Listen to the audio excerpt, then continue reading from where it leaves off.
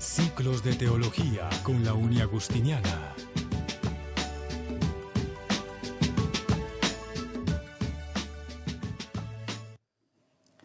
Buenas noches, queridos cristovidentes, de nuevo aquí en este set del canal Cristovisión. Bienvenidos al tercer ciclo de ciclo teológico, producto de la alianza entre Uniagustiniana y el canal Cristovisión.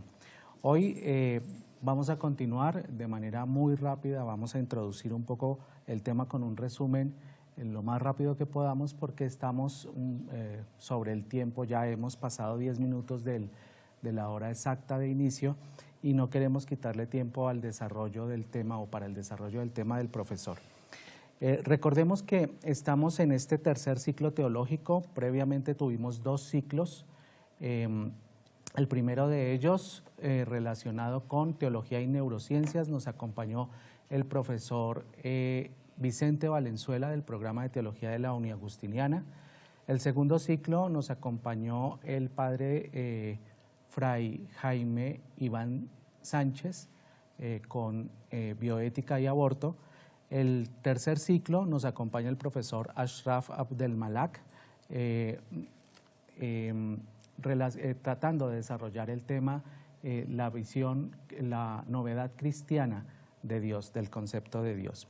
Vamos a arrancar un poquito tratando de retomar los temas que hemos tratado en las 2 sesiones anteriores. Hoy es nuestro tercer encuentro y lo que primero que tenemos que decir es que el profesor en la primera sesión, durante la primera sesión, nos decía que para tratar el tema de la novedad cristiana del concepto de Dios teníamos que tener en cuenta 3 temáticas fundamentales: la encarnación, la cruz y la resurrección.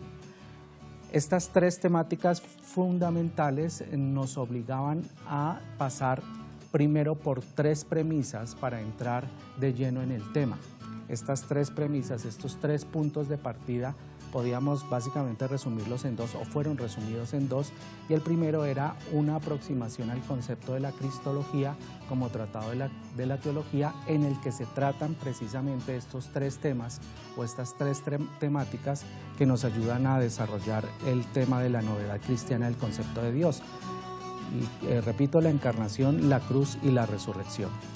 Cuando decimos ¿qué es cristología?, nos referíamos a una de las materias que se ve dentro de un programa de teología en donde se tratan estas 3 temáticas.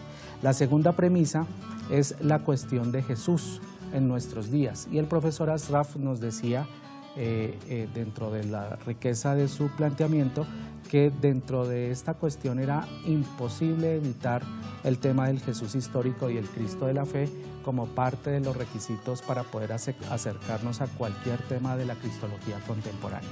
Ahí tenemos en pantalla lo que les estoy mencionando, el principal tema, la novedad cristiana de Dios, a través de 3 temáticas: la encarnación, la cruz y la resurrección, y las 2 premisas que les estoy diciendo, el tema de la cristología y la cuestión de Jesús en nuestros días. Luego, después de esas 2 premisas, durante nuestro primer encuentro pasamos directamente al tema, al primer gran tema o la primera gran temática, que es la de la encarnación.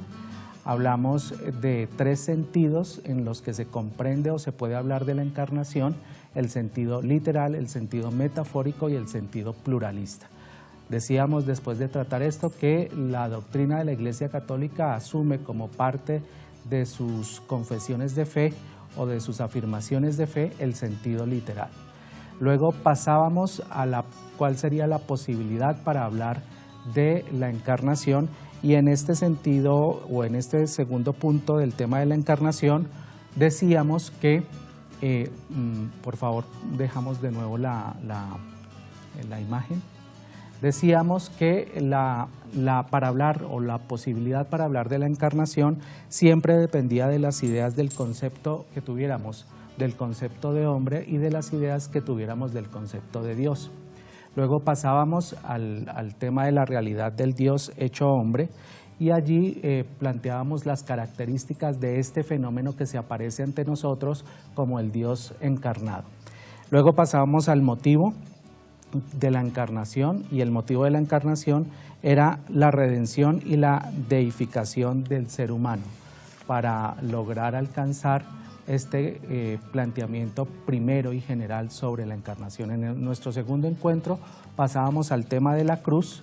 En el tema de la cruz veíamos unas 4 temáticas, unos 4 desarrollos.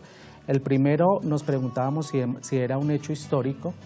En este sentido planteábamos que, o el profesor nos ayudaba a diferenciar entre hecho y realidad, tratando de decir que la encarnación es una realidad, mientras que la cruz es un hecho histórico. La encarnación, una realidad histórica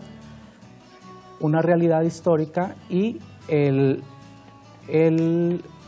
la cruz, un hecho histórico. Hacíamos una distinción entre las dos y también veíamos cuál era el significado teológico de la cruz, tratando de hacer un recorrido por las teologías de la encarnación y las teologías de la cruz. Retomamos entonces en esta tercera temática con la pregunta si era necesario el tema de la cruz. Y aquí es donde retomamos de nuevo, profesor Asraf, y le damos de nuevo la palabra a usted para poder continuar con nuestra exposición. La pregunta es muy específica, ha generado controversia a lo largo de la teología y ha generado muchas posibles respuestas. ¿Era necesaria la crucifixión? ¿Era necesaria la cruz en todo este planteamiento que llevamos hasta el momento? Buenas noches, profesor David. Buenas noches a todos. Retomando lo que hemos dicho, lo que hemos reflexionado desde hace 2 días, podemos decir que, insisto en la visión dinámica de la encarnación, y dentro de esta visión dinámica vimos el paso que hace Dios de su ser Dios a ser hombre, el paso de Dios a hombre. Eso sería la encarnación. El paso de vivo a muerte, eso sería la cruz que estamos tratando precisamente. Y luego, más adelante, vamos a ver el tercer paso, y es el paso de sepultado a resucitado. Lo que fundamenta todo esto, o todo esto tiene un fundamento, que es el amor kenótico de Dios. La palabra kenosis es un término, lo encontramos en la carta a los Filipenses, y este término más o menos tiene muchas interpretaciones y muchos significados, pero un significado que muestra la riqueza de esta lógica kenótica es el significado de vaciamiento, vaciarse. Entonces, en estos 3 pasos, Dios va vaciándose de sí mismo. Y esto precisamente para llegar a lo que llamamos la vez pasada la dimensión revelativa de la encarnación en su visión dinámica, y la dimensión redentiva. La dimensión revelativa precisamente sería quién es Dios, quién es el ser humano, como al final lo vamos a decir como novedad cristiana del concepto de Dios, y redentivo porque hay un problema de la existencia humana que a través de la encarnación se resuelve. Muy bien. Me queda una palabra. Todo lo que estamos diciendo sí se puede ser reflexionado, meditado, pero entra siempre la lógica del misterio. Nadie de nosotros puede contestar a preguntas como, porque lo que pasó hace 2000 años no pasó en vez ahora, porque pasó en esta tierra que es Palestina y no en una tierra como Egipto o la China. Porque fue en una forma de varón y no en una forma de mujer. Todo esto cabe dentro de la lógica del misterio. Lo mismo lo que vamos a decir ahora en cuanto a la pregunta: ¿era necesaria la muerte de Jesús en la cruz para la redención de la humanidad? En otras palabras, ¿era necesario que Jesús de Nazaret muriese en la cruz para nuestra redención? Aquí la pregunta no es una pregunta ociosa, que no es una pregunta así casual, es una pregunta que quiere mover algo, porque a veces nosotros pensamos la cruz en una forma más estática, como todo lo que pasó tenía que pasar así. Pero hay muchas cosas que pueden causarnos, más bien nos pueden despertar. Como por ejemplo, ¿qué tal si Jesús hubiera muerto de viejo y no de joven de 33 años o más o menos? ¿Qué tal si hubiera muerto no en una cruz, sino lapidado con piedras o ahogado en agua? ¿Qué haremos? Cambiamos el signo, en vez de una cruz pongamos otros signos. Todo esto es posible. La pregunta es, ¿todo esto estaba definido desde antemano para que pasara esto? Si fuera así, entonces el pueblo no hizo mal, porque al entregar a Jesús a muerte hizo un bien. De hecho, Judas Iscariote, que siempre fue juzgado mal, puede ser juzgado bien, porque él ayudó a realizar el plan salvífico. Más bien tenemos que proclamar su santidad en vez de condenarlo.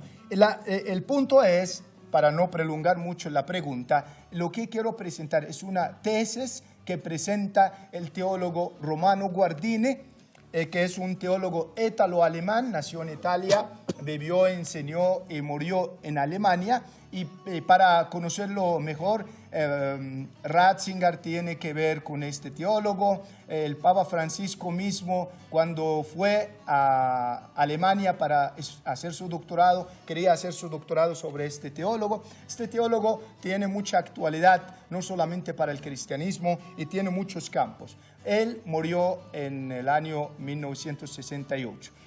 Y propuso una teoría, claro, tiene límites, tiene ventajas, pero él empezó con una pregunta. ¿Existía realmente la necesidad de la muerte de Jesús en la cruz?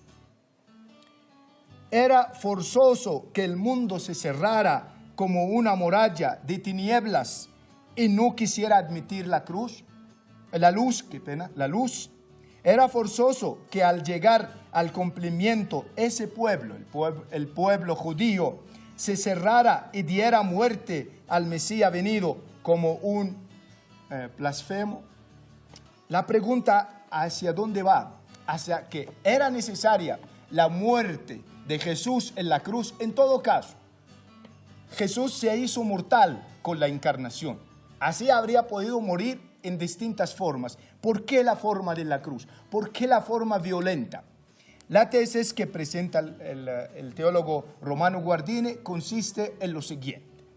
El cristiano jamás podría experimentar una sensación de tranquilidad ante el hecho de que Jesús tuvo que morir, porque a veces nosotros podemos hacer entrar la muerte de Jesús en una visión rígida y hasta vuelve deshumanizadora.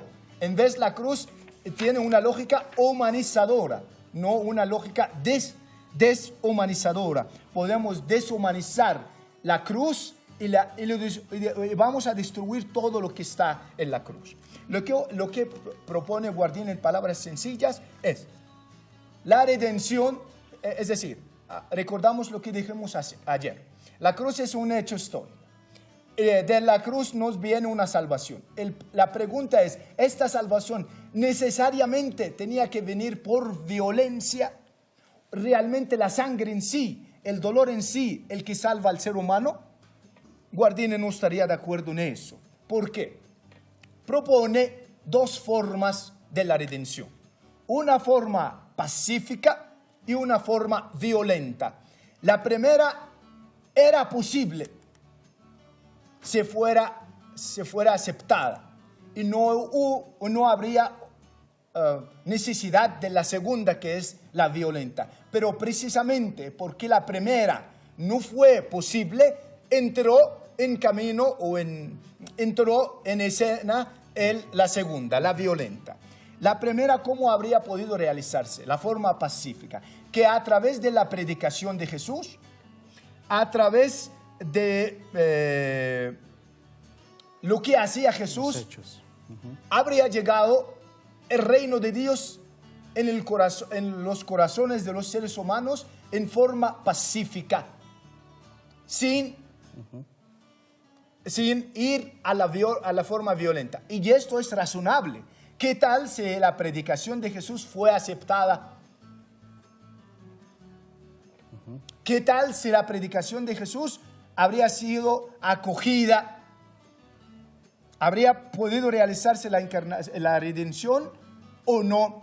Dentro de la lógica de la encarnación en su visión dinámica, que todo el quehacer de Jesús y el decir de Jesús tiene alcance salvífico, Guardini dice que sí habría podido llegar el reino de Dios. Mientras mientras vamos a pausa y ahorita volvemos para culminar esta presentación de la primera forma, la pacífica, vamos a irnos a una pausa y ya regresamos.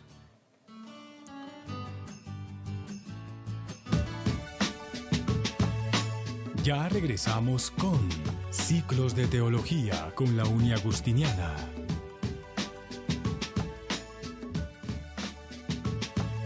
Continuamos con Ciclos de Teología con la Uniagustiniana.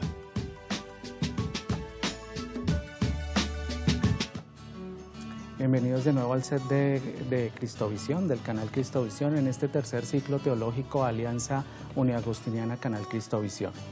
Estamos hablando, retomando el tema de ayer, el tema de la cruz, para poderle dar continuidad al tema de la resurrección. Estamos en una pregunta muy interesante, profesor Asraf, y se trata de la pregunta si la muerte en cruz era necesaria para nuestra redención, o si era necesaria de alguna manera o evitable para nuestra redención. Usted hablaba de dos caminos, de la vía pacífica o la vía violenta, planteadas por el teólogo italo-alemán Romano Guardini. Continuemos con la breve explicación que nos estaba planteando. Claro, en forma más breve, porque el tiempo no nos ayuda mucho. Como dijimos, la forma pacífica es mediante la donación del amor y de la fe. Entonces, de la predicación de Jesús y de la vida de Jesús se esperaba una aceptación desde esta vida, desde esta predicación, por parte de la gente. Pero lo que resultó es que fue el rechazo a esta forma. Y por tanto entró la forma más violenta, que es de la cruz. En ese sentido, Guardini dice la redención que debiera haberse hecho por la fe y el amor, tendría ahora que pasar por todo lo espantoso de la pasión y la muerte. Cuanto más se piensa, menos se comprende cómo puede ser esto. Entonces, la forma pacífica no tuvo lugar, y entonces entró la forma violenta, que es de la cruz. Así la cruz se vuelve una decisión de los seres humanos y una aceptación por parte de Jesús, y Jesús asume este destino. Aquí es muy interesante ver que allá no hay ninguna necesidad, ni jurídica, ni metafísica. No hay un Dios que envía al Hijo para morir por una necesidad jurídica o metafísica. Expiatoria en el sentido tajante de que, porque en eso la religión cristiana no se diferencia de ninguna religión. La diferencia o la única sería que las otras religiones piden un sacrificio de un animal, a veces unos seres humanos como niños, también en algunas culturas, pero la diferencia sería la religión sería también una religión de sangre, y lo que muere allá no es un mero animal o un mero ser humano, sino el Hijo de Dios. Esa sería lo que novedoso. Pero para sacar el cristianismo precisamente de esta lógica que causó también después la teología del dolor, causó una espiritualidad del dolor, es ver que hay libertades en la muerte de la cruz. Hay la libertad humana que lleva a Jesús a la muerte. Hay la libertad del Hijo que acepta por la confianza y la obediencia a Dios, su Padre, y Dios que entrega, como dice el Nuevo Testamento, a su Hijo, no precisamente porque lo quería. Lo que necesitaba cambiarse no era Dios, lo que necesitaba cambiarse es el ser humano. Por tanto, la redención no cambia la actitud de Dios. Dios no cambió su actitud hacia el ser humano, siempre ama al ser humano. Lo que necesita cambiar actitud es el ser humano. En esta forma podemos decir, en palabras sencillas, fue la cuestión de la cruz. La forma violenta nos da la redención. Nos toca continuar después en qué manera nos llegó la redención. Usted tiene 2 publicaciones al respecto, ¿no, profesor?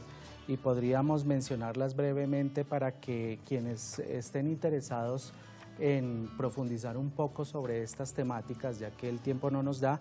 Hay un libro que usted publicó en el año 2017 y que ya cuenta con 2 ediciones, Haciéndose obediente hasta la muerte y Muerte de cruz, ¿sí? En donde trata el tema de la cristología en general. Y podríamos tratar o profundizar allí varios de los temas aquí tratados, y una publicación suya en donde específicamente trata la perspectiva de Romano Guardini, que está publicado en italiano en 2 tomos, uno publicado en 2018 y el otro en proceso de publicación, ¿no? Este se llamaría Introducción a la Cristología del Mediador, de Romano Guardini, porque habíamos dicho que daríamos alguna bibliografía básica para profundizar un poco sobre estos temas. Sabiendo que el tema de la cruz genera tanta controversia, ¿cuáles son las pistas que usted nos podría ayudar o nos podría brindar para ayudarnos a lograr una adecuada interpretación del hecho de la cruz? Una interpretación que nos permita a nosotros creyentes hablar de la cruz sin que resulte tan problemática, aunque de hecho la cruz es ya un escándalo, ¿no? Lo fue para la cultura griega, lo fue para la cultura judía, y eso le significa al cristianismo unos señalamientos muy drásticos desde sus orígenes, ¿no? Pero, ¿qué nos puede decir al respecto? Precisamente la palabra que usaba usted como escándalo, la encarnación lo es también un escándalo, la cruz lo es un escándalo, y la resurrección también es un escándalo. Pero precisamente el primer día dijimos que de frente de este escándalo, la alternativa o rechazo o la aceptación. La aceptación se llama fe y el rechazo significa la no creencia o la no fe en esto. Y para llegar a la fe en esto, uno necesita la conversión, ¿no? Como conversión intelectual. Precisamente la cruz es el caso serio de Dios. ¿Por qué? Allí se muestra la seriedad, porque si fuera un plan ya predefinido, la muerte y yo me tranquilizo, perdono a los seres humanos, sería un teatro. Pero es un caso serio porque allá no hay actuación. Jesús no está en la lógica, yo voy a hacer esto porque yo sé que va a pasar después. Esto quita la seriedad. En vez, la cruz quiere mostrar que allí Dios ama en serio al ser humano, hasta aceptar las decisiones de la voluntad humana. Y acá Guardini tiene una cosa muy interesante. Hace una comparación entre el primer pecado, que le llamamos original, y el pecado que pasó. Para él será el segundo pecado, porque allí hay otra libertad que rechaza otra oportunidad también. Con respecto a su pregunta, profesor David, para no entrar en muchas interpretaciones de la cruz, podemos decir algunos puntos que nos llevan hacia el motivo y el sentido de la muerte en la cruz. Sería esto más interesante para ganar tiempo. Ante todo, en el Nuevo Testamento, en cuanto es un testimonio histórico-teológico, no se habla del motivo en forma directa de la cruz. Es decir, no se habla de la causa eficiente, no se habla del por qué, lo que causa la cruz. Eso no interesa tanto al Nuevo Testamento. Lo que interesa mucho al Nuevo Testamento es el sentido de la cruz. En otras palabras, la causa final, el fruto, ¿para qué la cruz? Y eso es lo que todo el Nuevo Testamento quiere justificar. Sin embargo, es legítima la pregunta, ¿por qué mataron a Jesús? ¿Por qué murió en esta forma? ¿Por qué aceptó la muerte? La respuesta la podemos encontrar a través de los estudios bíblicos, teológicos y sistemáticos en 3 ópticas. La primera óptica es la óptica externa de los adversarios de Jesús. Y prácticamente son de dos tipos: la aristocracia local judía y los romanos. La aristocracia local judía, esto un término muy importante, aunque en el Evangelio dice que toda la gente quería la muerte de Jesús. En verdad, no son todos los judíos de ahora o de antes o del tiempo de Jesús son los responsables. Los responsables en modo particular es la aristocracia judía. Y por otro lado, la romana. En ese sentido, nos salen desde esta primera óptica dos acusaciones hacia Jesús. La acusación religiosa de la seducción por parte de la aristocracia judía y la acusación política de sedición como una agitación. Agitador. Con agitador. Y que entonces lo que causó la muerte de Jesús, una acusación religiosa. Y curiosamente Jesús muere en nombre de la ley, porque como dice el Evangelio de Juan 11, es mejor que muera una persona y no desaparezca toda la nación. Y murió por manos de los que protegían la ley divina. Y por el otro lado es la acusación política que entra en la escena como un instrumento para causar la muerte de Jesús. Para justificarla. Como sabemos, ellos no podían dar la muerte a Jesús. De hecho, que veamos a Jesús muerto en la cruz, morir en la cruz, es ya indicación que la causa es política. Es causa política el hecho de morir en la cruz. Y aquí encontramos una paradoja, que la religión y la política hacen una alianza que aparentemente parece que es imposible. En el caso de Jesús se da. De hecho, se muere Jesús democráticamente, porque algunos de los poderes no sirvieron a la democracia, sino sirvieron de ella, aunque aparentemente dieron sensación que Jesús murió democráticamente porque la gente votó para eso. La historia de Jesús nos muestra eso. Esto, en palabras sencillas, muestra que allá había el Dios de Jesús, el Dios de los vivos, y el Dios de los oponentes a Jesús, el Dios de los muertos, de la muerte.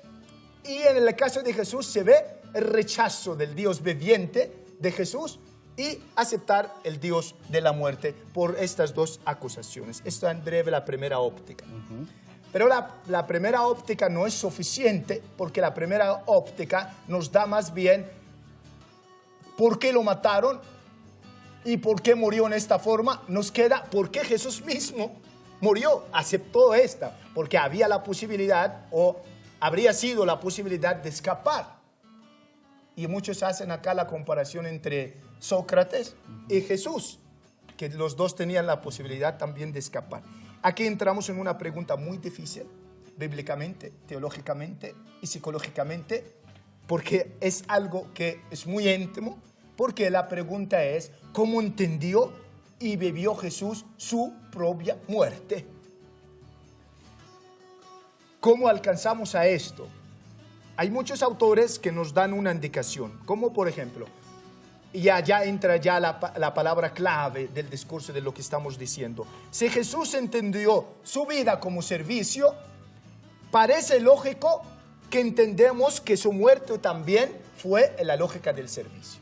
Entonces, si toda la vida de Jesús tiene sentido servicial, proexistente, existir a favor de los demás, es lógico también suponer que Él aceptó y entendió a su muerte como la disponibilidad a favor de Dios y a favor de los demás. No para realizar la lógica de la sustitución penal, sino precisamente para abrir un nuevo camino hacia la humanidad, que el proyecto divino pasa a través de la lógica del servicio y del carácter proexistencial. Jesús a lo largo de toda su vida tuvo siempre una actitud de disponibilidad para el servicio. Lo podemos sintetizar en Marcos 10:45. El Hijo del Hombre no vino para ser servido, sino para servir.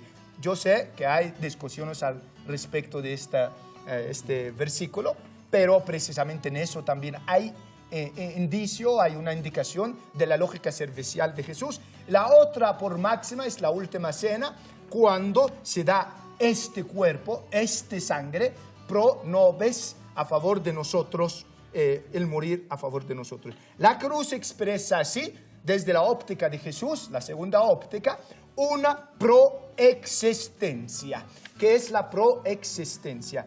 Existir, vivir a favor de los demás. Pero esta proexistencia tiene doble dimensión. La primera es la vertical, vivo por Dios, y la horizontal, vivo para los demás.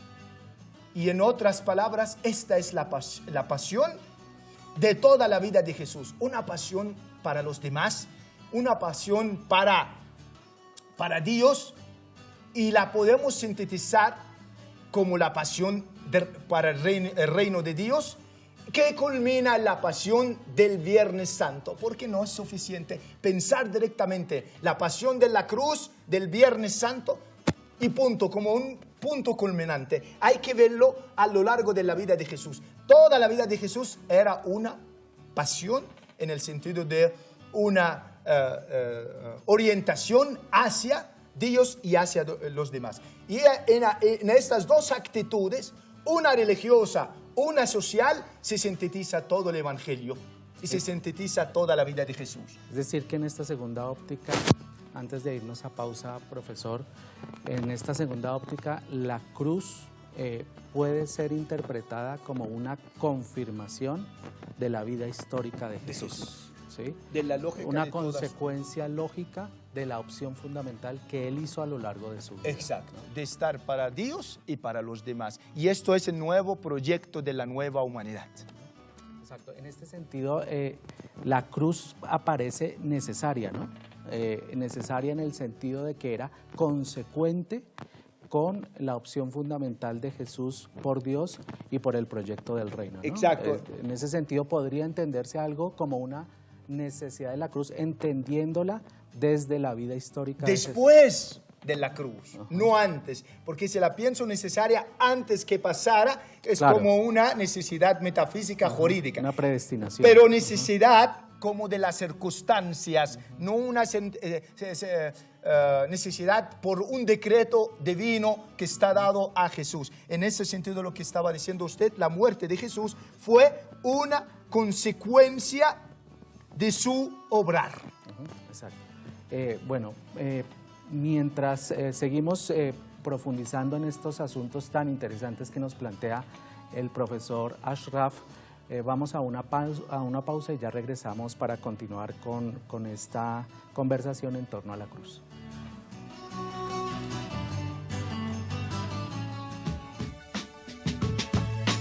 Ya regresamos con Ciclos de Teología con la Uni Agustiniana.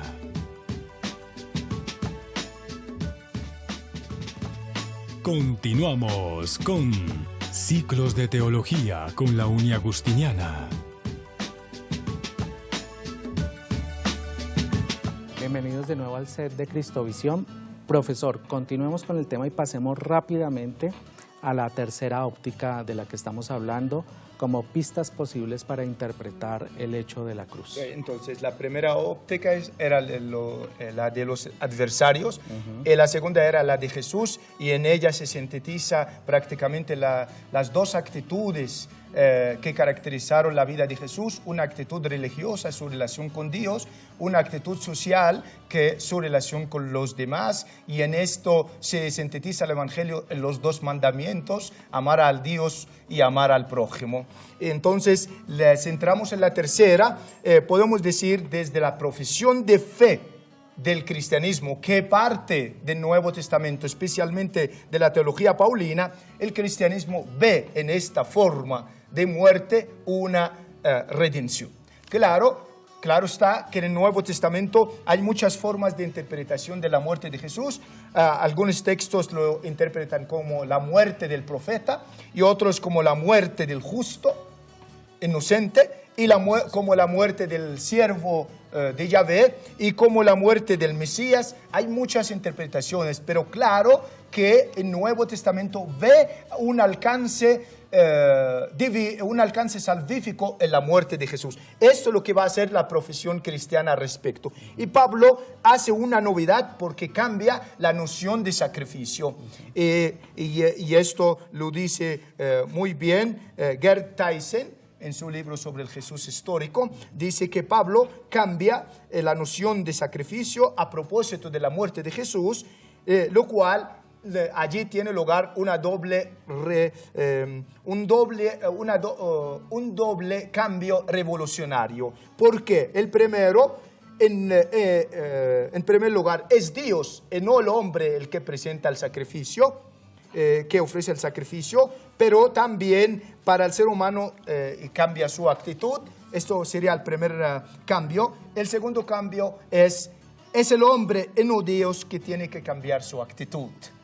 Dios no necesitaba el sacrificio para cambiar su actitud. Es el ser humano, cuando ve un amor así proexistente, puede reflexionar hacia de eso. Porque Baltasar también va a hablar de la estética, la belleza, la manifestación del amor bello, bonito de la Trinidad, de la cruz también, porque ella nos arrebata, nos invita a meditar esta muerte. Entonces, resumiendo estas tres categorías, podemos decir las causas de la muerte de Jesús son de dos tipos.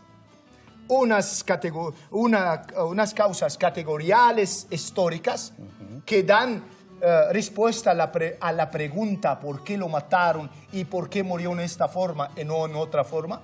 Y hay causas trascendentales, teológicas, y precisamente da respuesta a la pregunta ¿por qué muere? Y la respuesta es por amor.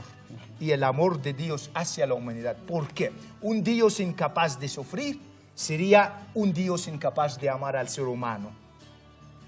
Eso es muy importante. El Dios que se manifiesta en la cruz no es el Dios que ama al sufrimiento, es el Dios que ama a los seres humanos y puede ser llamado el Dios de los humanos. Por eso, a nivel de causa teológica, usted nos sugiere muy pertinente y acertadamente, a nivel del aspecto y de las causas teológicas, nunca ubicar la causa teológica o el contenido teológico de la cruz en términos de una expiación vicaria, ¿no? O sea, es decir, lo teológico está en el amor, no en la expiación. Exacto, no en el dolor en sí, no en la sangre en sí, la expiación, porque muchos sufrieron al tiempo de Jesús, muchos fueron crucificados, muchos también versaron su sangre, porque solo Jesús, precisamente no por la sangre, el dolor en sí, sino por la persona y por su proyecto. Eso es muy importante. Bueno, yo creería, profesor, que por asuntos de tiempo, para darle buen término a este tercer ciclo, vamos a pasar al tema de la resurrección directamente, ¿sí? Se nos queda de pronto en el tintero el tema de la cruz y la redención, pero creo que ya ha habido pistas que nos pueden servir para quizás en algún momento lograr profundizar esta orientación que usted nos ha querido plantear el día de hoy. Vamos a pasar al tema de la resurrección, que realmente es el contenido de este tercer encuentro, de este tercer ciclo, y en donde nosotros partiríamos por un asunto fundamental para hablar de la resurrección. Así como usted nos planteaba una gran premisa al inicio, que era la cristología y la cuestión de Jesús en nuestros días, para poder hablar de encarnación, cruz y resurrección en una perspectiva dinámica, así también este tema de la resurrección parece que requiriera una premisa, y es el tema de la historicidad de la resurrección, porque es un tema que también, como todos estos temas cristológicos, al interior de la teología generan mucho debate y mucha controversia. ¿Pasó realmente la resurrección? ¿Se dio realmente la resurrección? ¿Qué tanta historicidad tiene la resurrección? Sobre todo en un mundo contemporáneo que configura la cognición de creyentes y no creyentes en términos de evidencia contrastable empíricamente, ¿no? Entonces este tema de la historicidad resulta tan importante y yo quisiera que nos centráramos un poco ahí, profesor, tratando de abarcar el libreto que tenemos en ese tema de la historicidad de la resurrección. Perfecto. Dentro la visión dinámica de la encarnación, ya pasamos al tercer momento que es la resurrección, pero quisiera que recordamos una cosa que nos ayuda a entender qué es la resurrección, y esta cuestión es la cuestión de la salvación, precisamente porque no solamente mediante la cruz nos viene la salvación, es mediante el nacimiento de Jesús, mediante su vida, mediante la cruz, mediante la resurrección. Todo tiene carácter salvífico y redentivo. Toda la existencia es redentiva. Y es confirmación, perdóneme que le interrumpa, de lo del Antiguo Testamento, de la creación, ¿no? En esta orientación dinámica no solo debemos tener en cuenta el Nuevo Testamento, sino el Antiguo Testamento. Exactamente, el Dios creador y el Dios redentor. Por tanto, 4 términos tenemos que conectarlos, y el cuarto es de la resurrección. El término de la preexistencia, una adecuada interpretación de la vida de Jesús, de la cruz y de la resurrección, tiene que tener en cuenta la preexistencia del Logos, que el Logos, el verbo, la palabra de Dios, preexistía antes de ser encarnado. Pero no es suficiente solo la preexistencia, es necesaria la coexistencia también para la correcta interpretación. ¿Y qué es la coexistencia? Toda la vida y existencia de Jesús con nosotros. Y una tercera, que es la proexistencia, que es una vida para los demás. Y la cuarta es la postexistencia, que es el resucitado y vivo. En eso podemos hablar en este sentido: preexistencia, coexistencia, proexistencia, postexistencia, los que nos dan una correcta, una adecuada, una auténtica interpretación del acontecimiento Jesucristo. Y entonces la salvación en estos términos sería más bien es una salvación, es más bien una redención, no solamente puramente redención, porque parece que da la sensación de liberarse de algo del pasado, pero es una transredención, liberarse de algo para algo, porque no es suficiente pensar la redención en clave negativa de liberarse del pecado, sino en vista de qué. Y esto lo que nos da ahora luz para entender la resurrección, en vista de una humanización divinizadora y una divinización humanizadora, como acabamos de decir las otras. La resurrección. Por el poco tiempo que tenemos, hay que recordar una cosa, que el credo del Nuevo Testamento no se concibe sin la resurrección. El testimonio más antiguo de la resurrección lo encontramos en Pablo. Pablo es el primer testimonio en un escrito antiguo del tema de la resurrección, que lo encontramos precisamente en el Nuevo Testamento. Y el Nuevo Testamento nunca describe la resurrección en sí mismo, y por tanto nunca nos dice que alguien ha visto la resurrección. El único documento en la tradición cristiana que nos describe la resurrección en sí, que pasó allá, es el Evangelio apócrifo de Pedro, donde describe que Jesús salía de la tumba y una cruz que estaba caminando de frente de él, y él estaba caminando al lado de dos seres humanos, 2 ángeles, y ellos, su cabeza llegaba hasta el cielo y su cabeza llegaba más allá al cielo. Es el único escrito cristiano donde describe la resurrección en sí, pero gracias a Dios el Nuevo Testamento no hizo esto, no nos describió la resurrección. Por tanto, para decir algo sobre la historicidad, la resurrección, la entender, no es un hecho histórico en el sentido de estricto de que podemos probarlo a través del método experimentado o a través de de documentos o leyes naturales. Es una realidad porque creó otra realidad. ¿Y qué es esta realidad? Porque creo que el tiempo ya me obliga a resumir que dos afirmaciones principales de lo que significa la resurrección. Es una realidad y tal vez, para decir es una realidad, tiene más alcance en el sentido de dos afirmaciones que están en el Nuevo Testamento. Jesús está vivo y Jesús es el Señor. Esta sería la resurrección en términos concretos. Claro, nos falta profundización en qué significa todo esto, pero Jesús es vivo, no es muerto. Jesús es vivo, es el viviente y Jesús es el Señor, porque Dios dijo sí a lo que hizo Jesús y dijo no a lo que hicieron los demás hacia Jesús. Y para cerrar entonces, la resurrección prácticamente es el culmen con la Pentecostés del proyecto divino. ¿Por qué? Porque la humanidad de Jesús sube, hay que entender esta palabra bien, en la Trinidad. Hay una novedad en la Trinidad. Ahora bien, si en la encarnación nos viene alguien o algo de Dios, en la resurrección Dios recibe algo que es la humanidad. De ahora adelante, Jesús de Nazaret, el Cristo, va a ser el encarnado, el crucificado, el resucitado, vivo. Por tanto, la resurrección es una metáfora para declarar que cuando uno muere, no se encuentra con el vacío, se encuentra en las manos de Dios. Por tanto, Jesús cuando murió, se encontró en las manos de Dios y no en el vacío. Que nos espera la realidad última, que es Dios, donde todos estaremos allá. Para cerrar en menos de un minuto, profesor Asraf, hay muchas preguntas que surgen. ¿Cuál entonces es la novedad cristiana de Dios? Perfecto. En dos frases. En dos frases. Sí. Dos afirmaciones que nos dice la novedad cristiana. Uno, Dios es personal histórico. El Dios cristiano, el Dios judío cristiano es personal histórico. Y esto el misterio de la personalidad de Dios o el misterio de la fundamental de la fe cristiana, la Trinidad. Primera afirmación. Segunda afirmación, Dios es amor.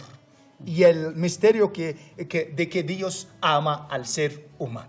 Esas son las dos afirmaciones grandes de la novedad cristiana. Dios es un Dios histórico, personal, y es un Dios amor. Lo vemos a través de la encarnación y de la cruz y de la resurrección. Bueno, muchas gracias, profesor. Muchas preguntas van emergiendo, incluso preguntas controversiales que no sería el caso hacer en este momento, pero no está de más que lo digamos, ¿no? Uno cuando va escuchando a un colega siempre emergen una cantidad de preguntas que no necesariamente plantea por la ampliación de la discusión que generaría. Pero básicamente lo que nosotros hemos pretendido junto con el canal Cristovisión, en alianza con la Uni Agustiniana a través de su programa de teología, es mostrarle un poco a los cristovidentes que nos ven en este momento cómo se hace teología, o por lo menos qué es lo que se discute en la teología. Y en este caso, en este último ciclo teológico, el tercero que nos ocupa, hablar sobre temas estrictamente cristológicos que ustedes ven que son tan densos, tan controversiales y que han generado tanta polémica a lo largo de la historia, no solo al interior de la teología, mucho al interior de la teología, pero fundamentalmente fuera de ella, porque la cristología es la que normalmente se ve, es la que recibe los ataques directos o las preguntas directas de diferentes disciplinas contemporáneas en las que se ubican perspectivas no creyentes, no necesariamente creyentes, perspectivas agnósticas que directamente atacan los fundamentos de la fe de la tradición religiosa judeocristiana. Entonces, nosotros les agradecemos muchísimo su sintonía, queremos que espacios como estos se vuelvan también parte constitutiva de un canal como este, porque nos ayudan a profundizar ciertos asuntos que en otros escenarios o de otra manera no llegarían a nosotros, no llegarían a ustedes. Les agradecemos mucho su sintonía, estaremos próximos a generar una nueva tanda de ciclos. Le agradecemos mucho al profesor Ashraf en esta síntesis apretada que intentó y que procuró para lograr un planteamiento profundo, pero al mismo tiempo con cierta claridad que tenga un impacto pastoral, y nos estaremos viendo en próximas oportunidades. Muchísimas gracias por su sintonía.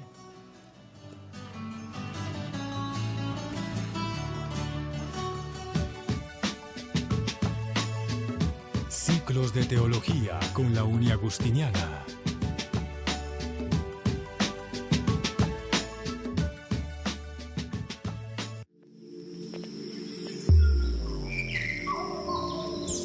Cristovisión.